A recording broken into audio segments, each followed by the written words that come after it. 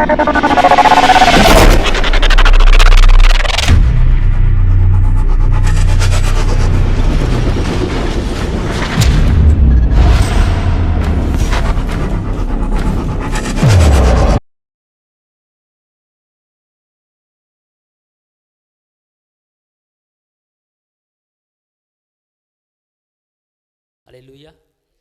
இந்த இருளான வாழ்க்கை மாற வேண்டும் என்றால், துக்கமான வாழ்க்கை மாற வேண்டும் என்றால், வேதனையான வாழ்க்கை மாற வேண்டும் என்றால், கஷ்டமான வாழ்க்கை மாற வேண்டும் என்றால், நெருக்கமான வாழ்க்கை மாற வேண்டும் என்றால், நீங்க என்ன சொல்லணும், நீங்க என்ன பேசணும்?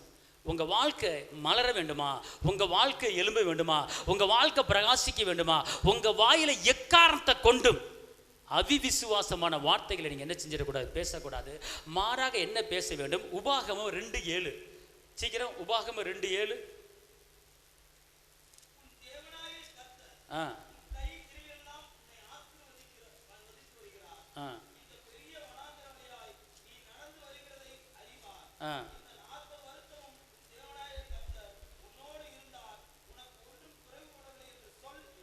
குறையப்படவில்லை என்று சொல். அந்த சொல்லுங்கிற இடத்துல அண்டர்லைன் பண்ணுங்க.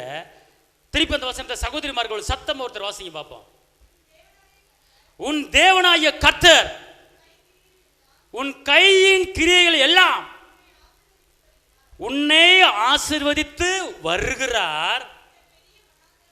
இந்த பெரிய வனாந்தர வழியாய் நடந்து வருகிறதை அறிவாய். இந்த 40 வருஷமும் உன் தேவனாகிய கர்த்தர் உன்னோடு இருக்கிறார். எனக்கு ஒன்றும் குறைபடுவது இல்லை என்று என்று சொல்லுங்க. என்று என்று சொல்லுவேன். சொல்லுங்க. என்று சொல்லுவேன். சொல்லுவேன்.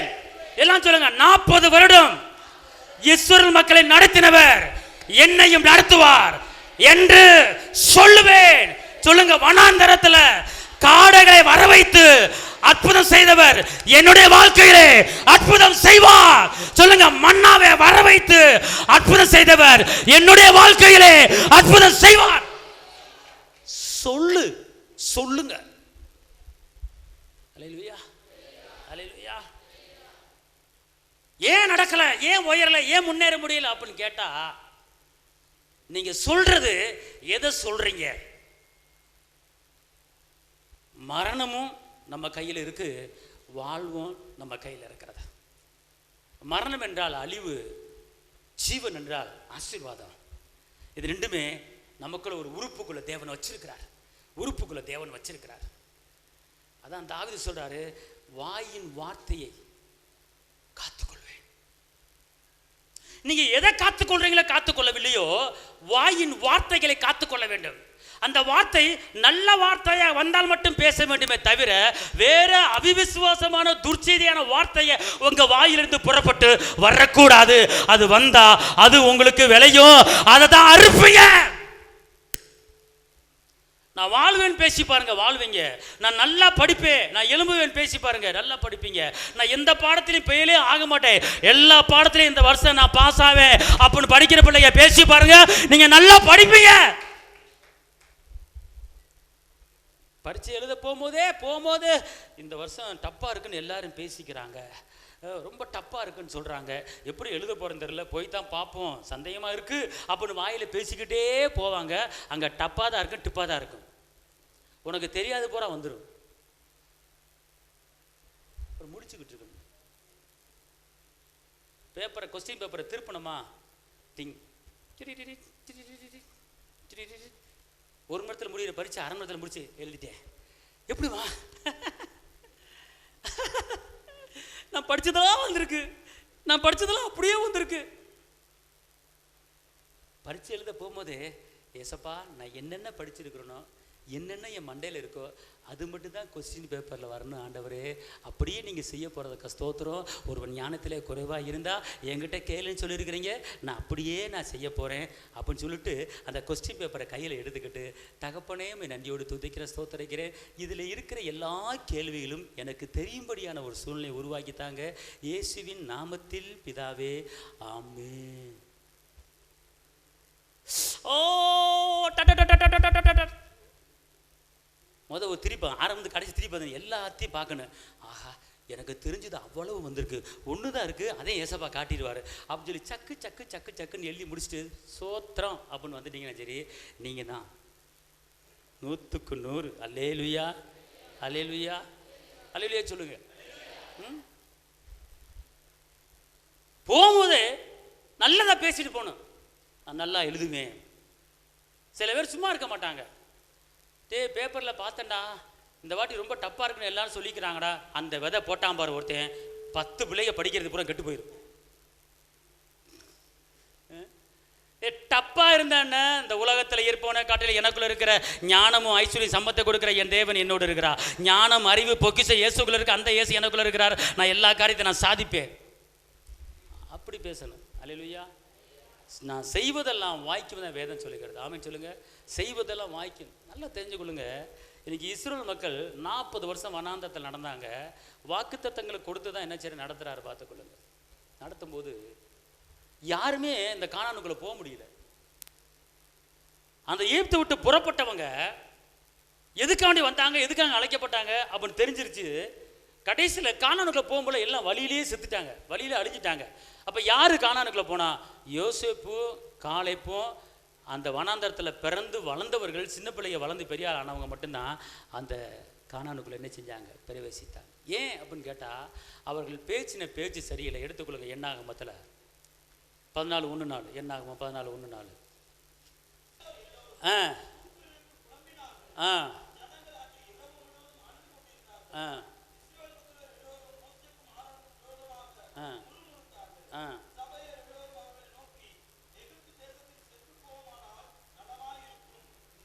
பார்த்துக்கொள்ளுங்க. எப்படி பேசுறாங்க பார்த்துக்கொள்ளுங்க. இங்க இருங்க. இந்த மக்கள் வனாந்தரத்தை விட்டு அதாவது எகிப்தை விட்டு வனாந்திரத்தில் வந்துக்கிட்டு இருக்கும்போது செங்கடலை பிளக்கிறாரு, யோர்தானை கடக்க பண்ணுறாரு, கசப்பான தண்ணியை மதுரமாக மாற்றுறாரு, காடைகளை விளை வைக்கிறாரு, மண்ணாவை வர வைக்கிறாரு, ஒரு செருப்பு பழுதாகலை, ட்ரெஸ்ஸு பழுதாகலை, இவ்வளவு அற்புதங்களை செஞ்சு நடத்திட்டு வந்து கடைசியில் அந்த கானானை வேவு பார்க்க போனவங்க, சுற்றி பார்க்க போனவங்க, அவங்க ஒரு வார்த்தையை பேசுகிறாங்க, ஒரு வார்த்தையை சொல்கிறாங்க. அந்த வார்த்தையை கேட்டுவிட்டு இவங்க பேசுகிற வார்த்தை என்னன்னு கேட்டால், நாங்கள் அங்கேயே செத்து போயிருக்கலாமே. எப்படி நல்ல வார்த்தை. ஆனால் இவர்கள் எல்லாருமே அந்த ஆசீர்வாதமான பாலும் தேலும் ஓடுகிற கானானுக்குள்ளே உள்ளே வரல. ஏன்னு கேட்டால் தன்னுடைய வாயை திறந்து தான் நாக்குனால நாங்கள் செத்து போனால் நலமாக இருக்குமே, சாவு போ வனாந்தரத்தில் செத்த அவங்க துர்ச்சதியை பரப்புனாங்க. எங்கே பரப்பியிருக்காங்க அப்படின்னு கேட்டிங்கன்னா 13:29 வாசிங்க, 13:28 வாசிங்க. என்னாகமம்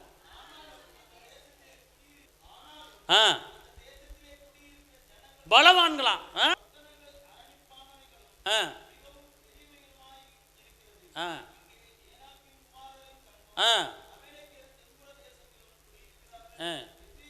எபூசியரும்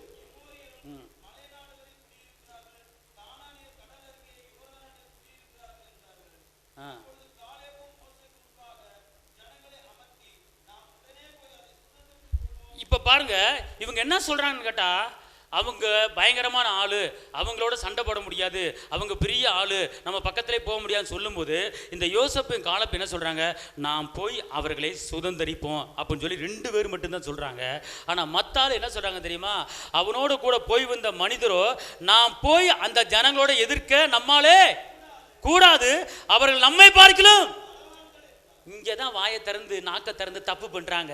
தேவனை மையப்படுத்தாம நம்மோடு இருக்கிற தேவன் பெரியவர் என்று சொல்லாம அவர்களோடு நம்ம போய் சண்டை போட முடியாது, அவர்களோடு நம்ம போய் யுத்தம் பண்ண முடியாது, அவர்கள் பயங்கரமானவர்கள் என்று சொல்லி அவர்களை பெருமை பாராட்டி என்ன செய்றாங்க?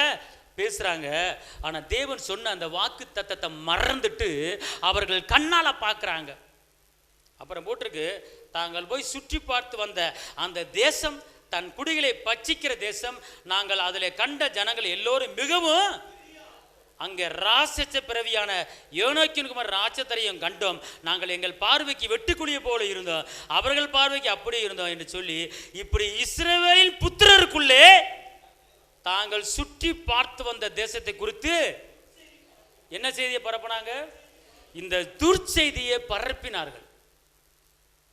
இந்த துர்ச்செய்தியை பரப்புறதை இவங்க கேட்டுட்டு, மக்கள் கேட்டுட்டு, லட்சக்கணக்கான 6 லட்சம் மக்கள் கேட்டுட்டு என்ன பண்றாங்க, மோசேக்கு எதிராக, காலேபுக்கு எதிராக, யோசேப்புக்கு எதிராக எங்களை எதுக்கு இங்கே அழைச்சிட்டு சொல்லி சண்டை போடுறாங்க. பார்த்துக்கொள்ள சண்டை போடுறாங்க. தேவன் கொடுத்த அந்த வாக்கு தத்தத்தை மறந்தார்கள்.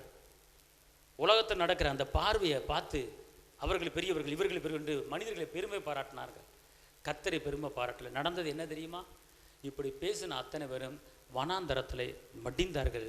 பாலும் தேனும் ஓடுகிற அந்த ஆசீர்வாதமான கானானுக்குள்ளே அவர்கள் நுழைய முடியவில்லை. அல்லேலூயா சொல்லுங்க, அல்லேலூயா. அப்போ என்ன செய்யணும் அப்படின்னு கேட்டிங்கன்னா, உங்கள் கண்ணு முன்னால் பயங்கரமான பிரச்சனை நிற்கும். அப்படி தான் இஸ்ரவேல் மக்களுக்கு அந்த பிரச்சனையை பார்த்து வந்து சொன்னாங்க, உங்கள் கண்ணு முன்னால் பெரிய போராட்டம் தெரியும், இந்த பிரச்சனை என்னால் சமாளிக்கவே முடியாது அப்படிங்கிற மாதிரி தெரியும். இவ்வளோ கடன் இருக்குது, நான் எப்படி அடைக்க போகிறேன் அப்படிங்கிற மாதிரி உங்களுக்கு தெரியும். ஆனால் அதையெல்லாம் ஓரங்கட்டி விட்டுட்டு உங்களுக்கு முன்னால் இருக்கிற தேவன் கொடுத்த அந்த வாக்கு தத்தமான வார்த்தையை நினைவு கூறுங்க. அந்த வாக்கு தத்தமான வார்த்தையை நீங்கள் பேசு. மரணமும் ஜீவனும் நாவின் அதிகாரத்தில் இருக்கிறது. அதில் நீங்கள் என்ன செய்யணும்? புசிக்கணும். அதை நீங்கள் என்ன செய்யணும்? அனுபவிக்கணும். பார்த்துக்கொள்ளுங்க. அது ஒரு வசனத்தை எடுத்துக்கொள்ளுங்க. எபிரேயரில் ஒரு வசனம், எபிரேயர் கலாத்தியர் 3:3 வாசிங்க. கலாத்தியர் 3:3. ஆவியினாலே ஆரம்பம் பண்ணின நீங்கள் இப்போது முடிவு தர போகிறீர்களோ? இத்தனை. சரி, ரைட், ஓகே. இப்போ ஆவியில் நம்ம இருக்கிறோம், ரட்சிக்கப்பட்ட இயேசு சுந்தரத்தை ஏற்றுக்கணும்டா. அதில் தான் நம்ம வாழ்க்கையை ஆரம்பித்தோம், ஜலத்தில் பிறந்திருக்கிறோம். ஆனால் கொஞ்ச நாள் கஷ்டங்கள் நஷ்டங்கள் வரும்போது நம்ம வாழ்க்கை எதில் போய் முடியுது? எதில் போய் முடியுது? ஆவியில் முடியாமல் மாமிசத்தில் முடியுது. அப்போ அதுக்கு கர்த்தர் என்ன சொல்கிறார் தெரியுமா? என்ன சொல்கிறாரு? புத்தியினரா அப்படின்னா என்ன அர்த்தம் தெரியுமா? அறிவு இல்லையா? இப்போ நான் வந்து உங்களை பார்த்து அறிவு இல்லையா அப்படின்னு கேட்டா, சரி, முறைச்சிட்டு இவர் என்னை அறிவு இல்லைன்னு சொல்லிட்டாரு, நான் அடுத்த வாரம் வரமாட்டேன். அறிவு இல்லைன்னு நான் சொல்ல கிடையாது. கத்தோலிக்க பைபிளில் பார்த்தீங்கன்னா புத்தியினரா அப்படின்னா அதுக்கு அர்த்தம் அறிவு இல்லையான்னு. அல்லேலூயா. கர்த்தருடைய வார்த்தை பார்த்துக்கணும். அப்போ ஆரம்பத்தில் தேவரை ஏற்றுக்கொண்டு இருக்கிறோம், இரட்சகரை ஏற்றுக்கொண்டு இருக்கிறோம், ஆரம்பத்தில் ஆவியில நடத்தப்பட்டோம். ஆனால் பிரச்சனைகள் வர வர வர என்னன்னு கேட்டிங்கன்னா நம்ம மாமிசத்தில் போயிடுறோம். அப்படி போகும்போது கர்த்தர் சொல்ல, நீ புத்தியினரா அப்படிங்கிறார். நல்லா சொல்லுங்க, இந்த வாயின் வார்த்தை கவனம் பார்த்துக்கணும். யோபு 23:12 வாசிங்க. யோபு 23:12.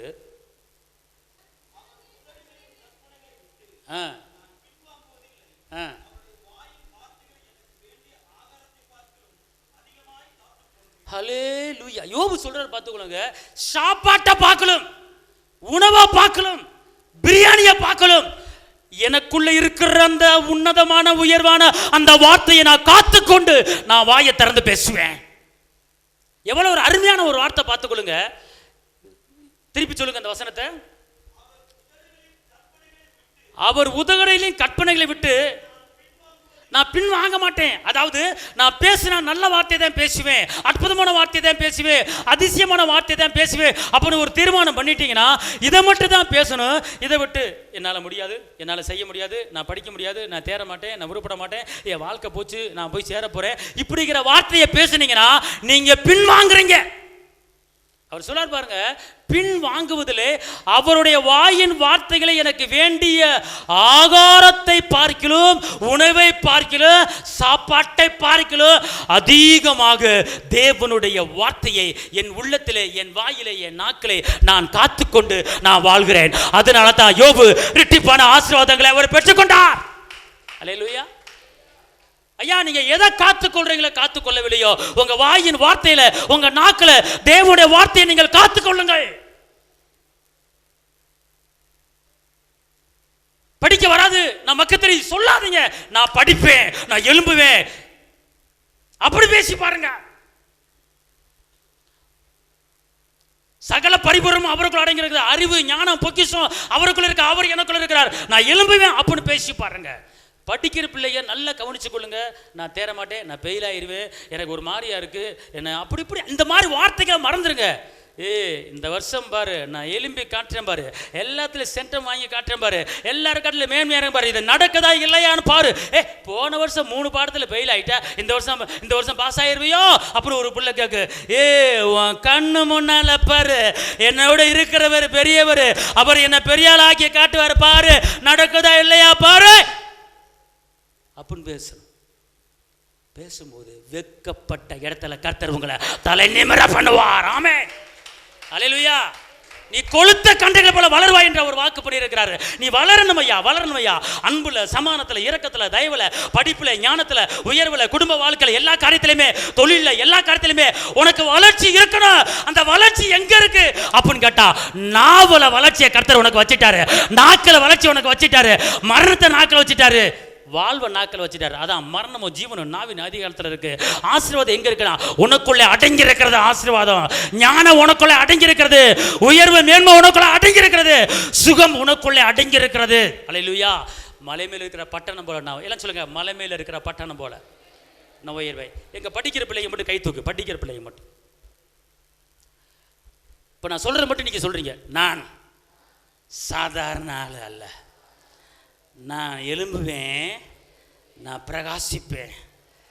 ஒருவன் ஞானத்தில் குறைவாக இருந்தால் என்கிட்ட கேட்கணும்னு சொல்லிட்டாரு.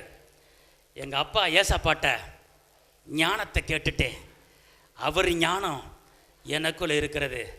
இந்த வருஷத்தில் எல்லாரும் கண்ணு முன்னால என்னை தலை நிமிர பண்ண வைக்க போறாரு. நான் தோத்து போன பாடத்தில் என் கர்த்தர் ஜெயத்தை கொடுக்க போறாரு.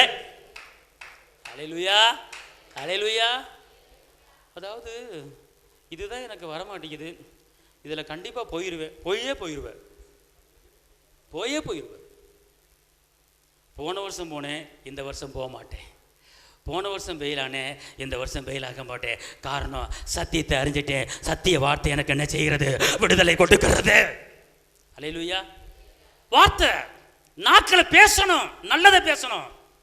அன்பை பேசுங்க, சமானத்தை பேசுங்க, இரக்கத்தை பேசுங்க, தயவை பேசுங்க, வெற்றியை பேசுங்க, விடுதலையை பேசுங்க, உயர்வை பேசுங்க, மேன்மையை பேசுங்க. அதுதான் நாவில் கொடுக்கப்பட்ட அதிகாரம். நாக்கில் அதிகாரத்தை வச்சுட்டாரு, நீ அதிகாரத்தை பண்ண. நான் ஜாதிகளை சொந்தமாக்குவேன், அதிகாரம் பண்ணுங்க. என் வெளிச்சத்தில் ராஜாக்கள் வருவார்கள், என் ஒளியில ஜாதிகள் வருவார்கள், அதிகாரம் பண்ணுங்க. நாக்கில் கர்த்தர் சொல்லிட்டாரு. நீதிமொழிகள் 18:20-21 மரணமும் ஜீவனும் நாவின் அதிகாரத்தில் இருக்கிறது, உனக்கு நான் அதை கொடுத்துருக்கிறேன், அந்த அதிகாரத்தை நீ பயன்படுத்து அப்படிங்கிறார். கிறிஸ்துவுக்குள் எல்லாவற்றிலும் எல்லா இடங்களிலும் வெற்றி சிறக்கப்படுகிற தேவனுக்கு ஸ்தோத்திரம். வாய் மீறக்கூடாது. அதான் சங்கீதம் 17:3 வாசிங்க. சங்கீதம் 17:3 குயிக்கா.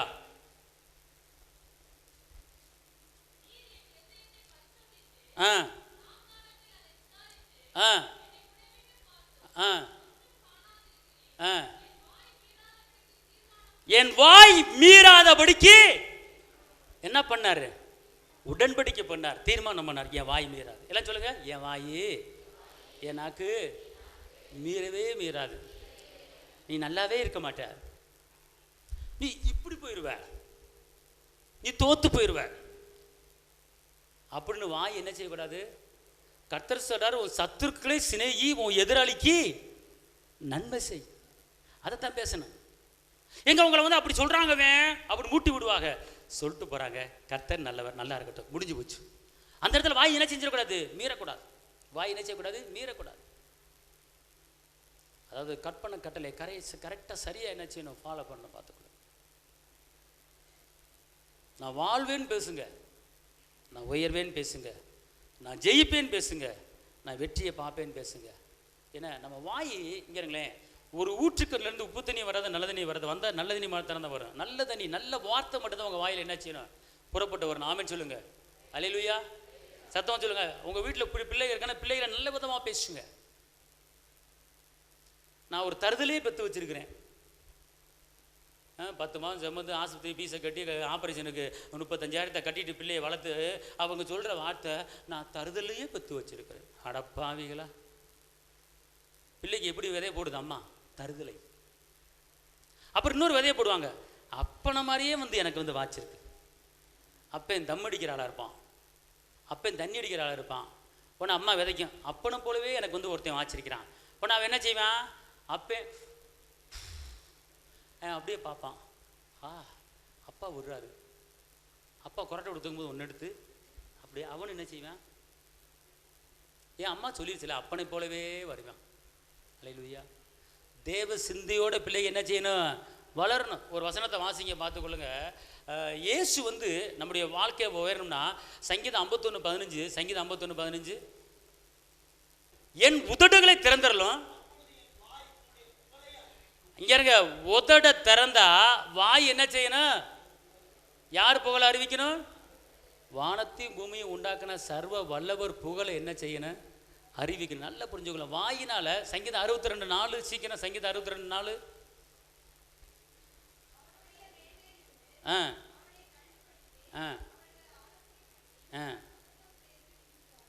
இங்க இருங்க, வாயில எக்காரணத்தை கொண்டு அபத்தம் பேசக்கூடாது, குறைய பேசக்கூடாது, குற்றப்படுத்தக்கூடாது. அப்படிப்பட்ட தீர்மானம் நீங்க பண்ணுங்க. அது மாத்திரமல்ல, சங்கீதம் 63:5, சங்கீதம் 63:5,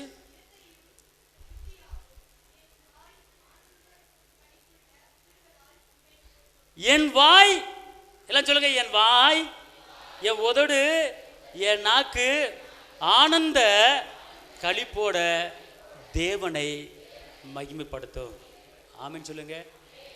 என்னாவில் உள்ளதெல்லாம் உந்தன் புகழ்தானே. எல்லாம் சொல்லுங்க, என்னாவில் உந்தன் புகழ்தானே, நான் பேசி மகிழ்வதெல்லாம் உங்க பெருமைதானே. எங்க சொல்லுங்க, நான்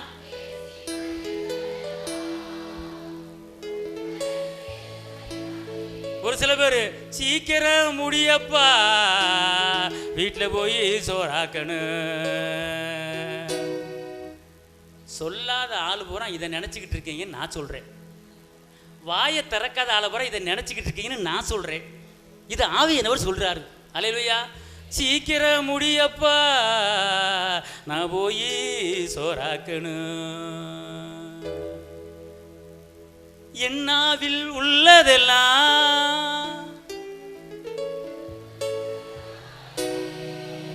நான் பேசி மகிழ்வதெல்லாம் உங்க, எங்க சொல்லுங்க, நான் பேசி உங்க. அல்லேலூயா, அல்லேலூயா. உங்க வாயை திறந்தா யாரை புகழ்ந்து பாடணும் சொல்லுங்க.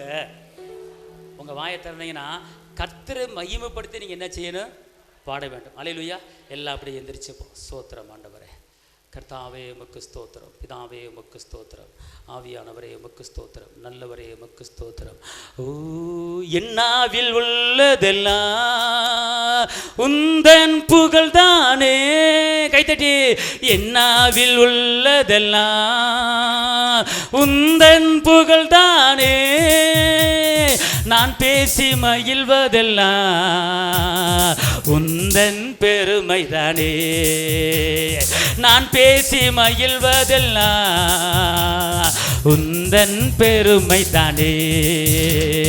கோடி கோடி நன்றி டாடி, கோடி கோடி நன்றி டாடி, கோடி கோடி நன்றி டாடி, நன்றி பலி நன்றி பலி, நல்லவரே உமக்குத்தா அதிகாலை ஆனந்தமே, இயேசு அப்பாவும் திருப்பாதமே, அதிகாலை ஆனந்தமே, இயேசு அப்பாவும் திருப்பாதமே. எல்லாம் சொல்லுங்க, இயேசுவே. எல்லாரும் வாயை திறக்கணும், வாயை திறக்காம இருக்கக்கூடாது. இயேசுவே, நன்றி உள்ளத்தோடு உம்மை துதிக்கிறேன், உம்மை ஸ்தோத்தரிக்கிறேன். என் ஆவி ஆத்துமா என் சரீரம் முழுவதையும் உம்மிடத்தில் அர்ப்பணிக்கிறேன். தகப்பனே, என்னுடைய நாக்கு நன்மையை பேச வேண்டும், அற்புதங்களை பேச வேண்டும், அதிசயங்களை பேச வேண்டும், வெற்றியை பேச வேண்டும், விடுதலையை பேச வேண்டும், சந்தோஷத்தை பேச வேண்டும், சமாதானத்தை பேச வேண்டும், இரக்கத்தை பேச வேண்டும், தயவை பேச வேண்டும். தகப்பனே, இப்படிப்பட்ட கிருபையை என் நாக்குக்கு தாங்க. எந்த தீமையான, எந்த அவிவிசுவாசமான, எந்த தோத்துப்பான காரியத்தையும் நான் பேச மாட்டேன். என் வாய்க்கு நான் ஒரு தீர்மானம் பண்ணுகிறேன். என் வாயை நான் உடன்படிக்கை பண்ணுகிறேன். எந்த துக்கமான வார்த்தையை நான் பேச மாட்டேன். எந்த பலவீன வார்த்தையை நான் பேச மாட்டேன். சுகமான வார்த்தையை பேசுவேன்.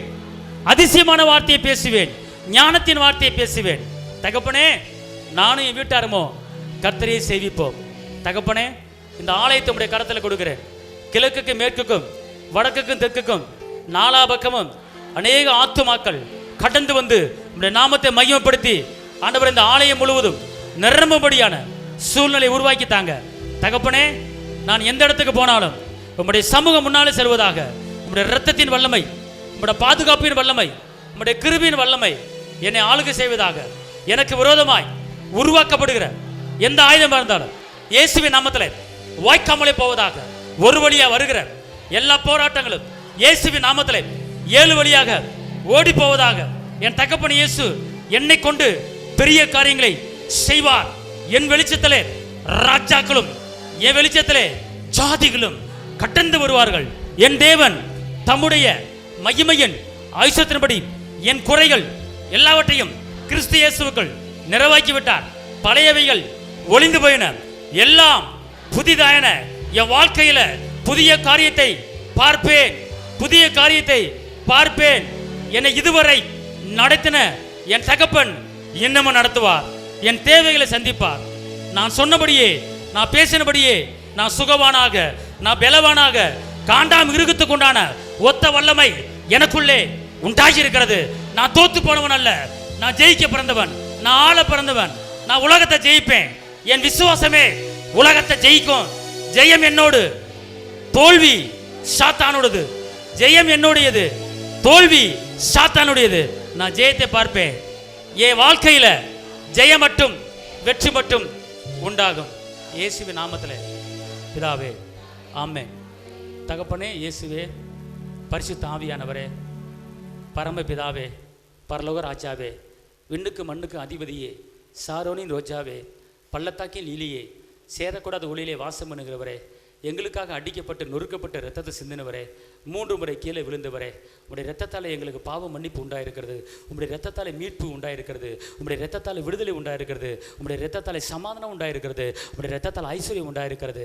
தகப்பனே, இந்த வேலையிலே இங்கே வந்திருக்கிற ஒவ்வொருவருக்கும் ஆண்டவரே, ஞானத்தில் யார் குறைவாக இருக்கிறாங்களோ அந்த ஞானத்தின் வல்லமையை தாங்க தகப்பனே. ஆண்டவரை, யாரெல்லாம் பொருளாதார தேவைக்கு ஏங்கி கொண்டு இருக்கிறாங்களோ அந்த பொருளாதார தேவைகள் இயேசுவின் நாமத்தில் சந்திக்கப்படுவதை தகப்பனே. ஆண்டவரே, வந்திருக்கிற ஒவ்வொருவரையும் நீங்கள் ஆசீர்வதிங்க தகப்பனே. இவர்களை உயர பண்ணுங்க தகப்பனே. மலை மேல் இருக்கிற பட்டணம் போல ஆண்டவரை உயர பண்ணுங்க. அப்படி இங்கே செய்ய போறதுக்கு நமக்கு ஸ்தோத்திரம். கிருபையும் பிறன்னு வல்லமையும் கூட இருப்பதா காத்துக்கொள்ளுங்க. இயேசுவின் நாமத்தில் பிதாவே, ஆமென்.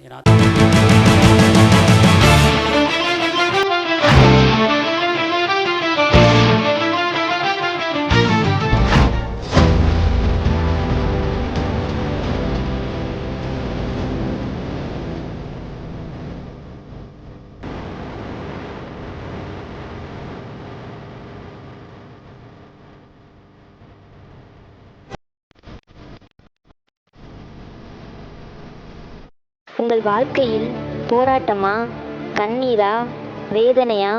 இயேசு உங்களுக்கு அற்புதம் செய்வார். எங்களோடு இணைந்து கர்த்தரை ஆராதிக்க உங்களை அன்புடன் அழைக்கிறோம். எங்கள் முகவரி: போதகர் சி. ஜீவா, திரியேக தேவ எழுப்புதல் ஆலயம், RS Nagar, Allampatti, Virudhunagar. Cell number 9443313673. Email address jiva.boj@gmail.com. ஞாயிறு ஆராதனையின் நேரம் காலை 8:30 மணி முதல் 10:30 மணி வரை. செவ்வாய்க்கிழமை மன்றாட்டின் ஆராதனை மாலை 6:30 மணி முதல் 8 மணி வரை. வெள்ளிக்கிழமை உபவாச கூட்டம் காலை 10 மணி முதல் 12 மணி வரை. மாதத்தின் 1ஆம் தேதி வாக்குத்தத்த ஆராதனை காலை 5 மணி முதல் 7 மணி வரை. கர்த்தர் உங்களை ஆசீர்வதிப்பாராக.